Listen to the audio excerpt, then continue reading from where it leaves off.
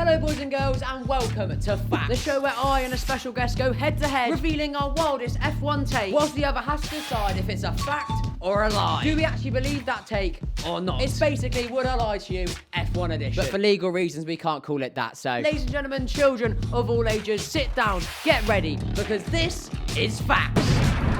Hello, it's me, your host, MrAidenRule. Welcome boys and girls to the first ever episode of Facts. Who's excited?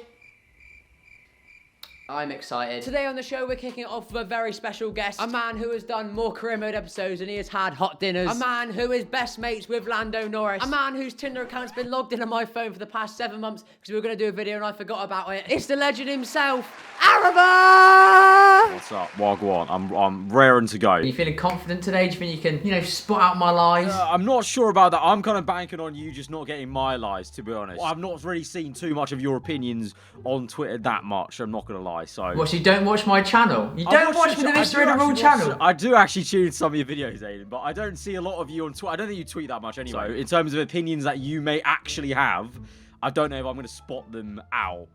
We'll see. Right, so do you want to go first or do you want me to go first? I can go first. Right then, Arav, let's hear your first controversial take. They need to bring back the Bridgestone tyres from 2010 and before. They are a lot better. Right, so can you explain why you believe that? So, the Bridgestone tyres, consistent, always there for the drivers. How many times do we hear the drivers complain? The Bridgestones, they were like concrete. They were calm. They went through the whole race. It was all fine. Everyone knew it was going to be a one-stop every race, which maybe was boring at times, but it gave consistency.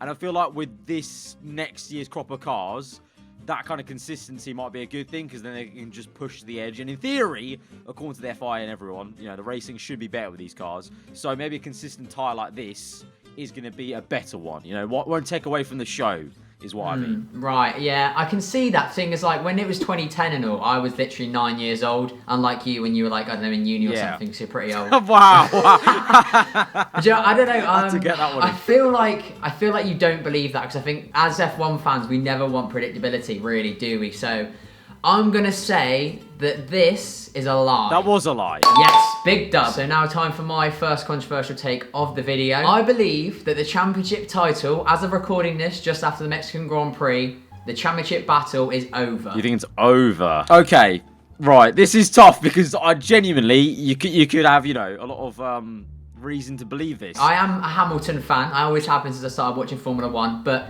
right now, Max is just on a different level. He's different gravy this year. The Red Bull is a quicker overall package. I just can't see, unless, a crash happens or reliability hits Red Bull, or mainly Verstappen, obviously, I can't see Hamilton closing that gap. So I just think that, Verstappen's just a better driver at the minute. Momentum's with him. Hamilton's sort of choking a little bit under the pressure, it sort of seems to be. So I do think the championship is pretty much over. This is tough, because if you're a Hamilton fan, this could be a really good bluff. I'm looking at those eyes is there pain whilst you say those words? Verstappen's better. But equally, you could just be at going fair play. He's lost it. I am gonna go for a lie. I think you're lying. It was a lie. Yes. Of course, you can't rule out Lewis Hamilton with 4 races to go. See, that right there, that right there, that's what I thought. Hang on a minute. You really think a boy who has this in his bedroom is going to tell you that Lewis Hamilton cannot win the championship with 4 races to go? Jesus. 4! All right then, Arav, it's 1-1 so far. Hit me with your second controversial take. Right, okay. I'm going to go with Alex Albon will not be anywhere near as good as Russell in the Williams next year. Is that controversial? I think it is, because I think a lot of people back Albon to be that good. I think the amount of people that rate Russell so highly, it's almost like an insult if you're rating Albon that close, because a lot of people don't rate Albon at all. So you think Albon's not going to be as good as Russell? I'm in that camp. I am firmly joining you in that camp. I think Albon, don't dislike the bloke, but he isn't that good, is he, really? So look, I think people like Tomo, they're just deluded. All right, he's deluded. Okay. I tell you what it is with Tomo, right, Aaron? He goes, right, what do my young impressionable audience like? They love Alex Albon. So if I'm an Alex Albon stan, here come the subs, baby. He's got this sussed out, mate. Look, he's older than me. All right, he's losing his marbles a little bit. Okay, so he's backing Albon. And it's just wrong. Look, Albon's okay, but he's nowhere near Russell level, so he's just not going to be that great in the Williams. Like, people, I think they're thinking that he'll slap up Latifi like Russell slapped up him, but I just don't think so. You're not a dumb guy. You've watched F1 for a while. I feel like you should believe this, but I don't know whether you think you just put it in there to throw me, but I'm going to say that it's a fact that you believe that. And if it's not a fact that you believe that, I'm going to be very disappointed in you. That's a lie. That's a lie. It's a lie! You think it's going to go as well as Russell? Are you mad? I think you'll be a lot better than you're all pegging out to be. So, moving on to my second controversial take. Now, if you get this right, you take the lead. My second controversial take is that Daniel Ricciardo is past his prime. Well, the thing is, like, I would agree with that. Do you want my reasoning, or do you need it? Go, give me a reason. Let's see what the reasoning. Obviously, prime would suggest it's his, best performing years, but also like best results. And I think the fact he's not got that nice car at Red Bull underneath him anymore, he doesn't seem as comfortable. He might be happy, he might do like an Alonso where he's driving really well, but he's not getting the results. But I just generally can't see him getting any better than he was at Red Bull. And he is getting older. I mean, he's nearly as old as Tomo. So, welcome to the channel here, Alf. We just slander the bigger channels until they either come on my channel or they tweet about me and then subs. I don't think YouTube works as well these days with that, but... I mean, clearly, I've got 3k subs. It clearly doesn't work. You get my sub count in an afternoon, lad. I wouldn't say an afternoon, a couple of days. Right, I'm going to go for... You sound convincing, and just for the fact that I agree with this statement, I think you're talking truth. It is indeed a fact. You've got it right. I shouldn't have been so passionate. I think that's my issue. I'm too passionate with my opinions. Yeah, especially if it's like one you're trying to cover up. I really felt that you believe that wholeheartedly. So yeah. Right. Well, you take the lead now. It's 2-1 to you. On to your final controversial take, Arav. Silverstone doesn't in fact have the best fans at all. Right. Controversial statement as a Brit. Yeah. Defo. I can already hear the people in the comments going off on me. Mate, EDL are going to hate you. Oh, mate, they already hate me anyway, so, My reasoning here, that I've been to plenty of other Grand Prix, thankfully, and the vibe is just a lot better in the European countries. Like, we've got Belgium. That was just a rave. That was a Max Verstappen rave. And that's what is amazing away from the circuit. Like on the grandstands, I think Max fans and Lewis fans can equally match each other in terms of the atmosphere. But away from that, once the track action's done, in terms of how the whole Grand Prix is, the Max Verstappen fans, they know how to party, all right? They're getting the booze out into no end. It's a great rave. The same thing happened at the Italian Grand Prix in terms, not a rave, but the Italian fans are just so passionate about everything Ferrari. Even away from the racing, they'll just start talking to you about Ferrari. So, all these different things just add together. And I just think, British fans, cool. They can do the big ones in the grandstand, but as a whole package, they're just not the best out there, as Sir Lewis Hamilton says all the time. I think you could be onto something here, because I know you've been to a lot of Grand Prix, including Silverstone. I've never been to an actual Grand Prix, so I actually don't know myself. But I don't know. The thing is, you are quite. I was gonna say it's not patriotic, but in terms of F1, I know that McLaren is or was your favourite team. You love Jenson Button. They're all British, so maybe, and you do always seem to enjoy Silverstone every time you go. I feel like you've been to enough abroad. You know it by now. I'm going to say that is a fact. It was in fact a lie. Oh, for fuck's sake!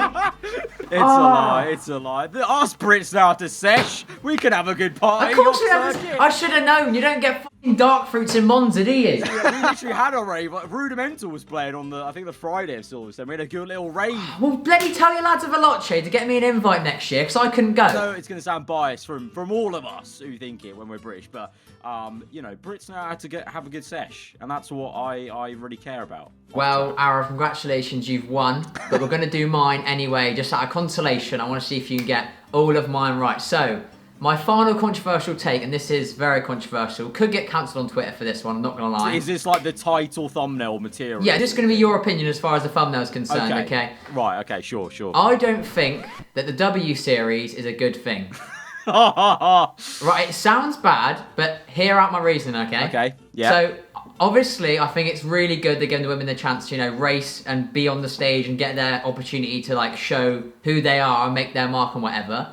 But I think the nature of W Series, as it segregates the women from the men, actually works against what they're trying to do, if that makes any sense. Like, Yeah, right. separating them from the male championship or normal, you know what I mean, that sort of championship. For the sexists out there, they'll probably say, oh, she won, but she's only racing against other women. Okay. So I think instead they should, you know, focus on putting the support behind people like Jamie Chadwick and people who are insanely talented in W Series to race in the normal championships so they can make their mark as a driver, not so much as a female driver, if that makes any sense, because it's a slippery slope to becoming the token female driver like Danica Patrick was in NASCAR.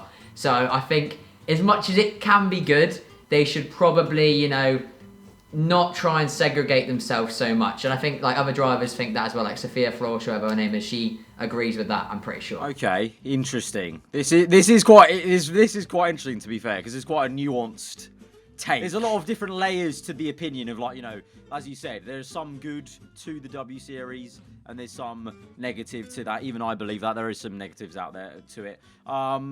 I'm going to prod you a little bit more, even though that with the competition's done, I'm going to prod you a little bit more. So, do you not think that it's the eyeballs that they get, just the pure eyeballs on the series, is kind of the same as, or if not better, than them not getting eyeballs trotting around at the back if they're a bit slower? Yeah, I think there's definitely a point there, but I think the fact that it sort of becomes almost forced, I guess. Like, I'm not, a lot of this stuff that I like, I'm trying to play devil's advocate on the whole series because there is sexist people out there that will come in and say like, oh, if you compare the speeds of them to the equivalent males, which are like in Formula Regional or something, a lot of the grid are significantly slower. Or I can't remember the comparison I saw on Twitter. I can't quote my sources. Don't come at me, lads. But so I think the fact that they're putting eyeballs on them should be a good thing. But the fact they're putting eyeballs on them and a lot of them aren't performing, it's then making them go, oh, women, see, they can't drive. Right, okay. Do you know what I mean? So yeah, I don't think it's a good thing. This is a tricky one, because to be honest, I wouldn't really think anything any lower or higher of you either way. To be honest, I'm not gonna lie, because it is just W Series. It's just a feeder series. Sound really, really convincing. Like, really convincing. Yeah. But I'm gonna go for a lie, because I think it may just be a double bluff. Like this, you've saved your best for last, unfortunately. You're such a wanker, man. I've literally pointed it out like an essay. You put on that one. That was an Oscar award-winning performance there. I was really convinced. I think it's because I do somewhat agree with the points that you were saying. Some of the points, like you said, the eyeballs on them is such a good thing. Like, how many casual fans know like Formula 3 or Formula Regional level drivers? Yeah. Barely any. But then, you know, people know Jamie Chadwick, and obviously for the girls seeing role models, it's good. They're making names for themselves in their own way. Well, thank you for joining me today, lad. You have absolutely dominated me and won 3-1. As a prize, you receive nothing because the budget on this channel, it's not very high, unfortunately. There you have it, boys and girls. This was the first episode of Thank you again to Ara for joining me today. It's been a lovely experience. I've now spoken on the phone to every single member of the F1 YouTuber Championship. My childhood has been complete. No, it's been a pleasure, mate. Been a pleasure. Hopefully, the next contestant you have on, well, you'll actually be a little bit better than them. Yeah, well, hopefully the next contestant I have on was born before the fucking decade started. I've got no responses to you. I'm actually mad. I've got no comebacks. I wasted it all on your mum's chin. I've been Aiden. This is MrAidenRule. Thank you very much for watching. Goodbye. In high school, they told me I would never be shit. But now them same motherfuckers tryna book me for an event.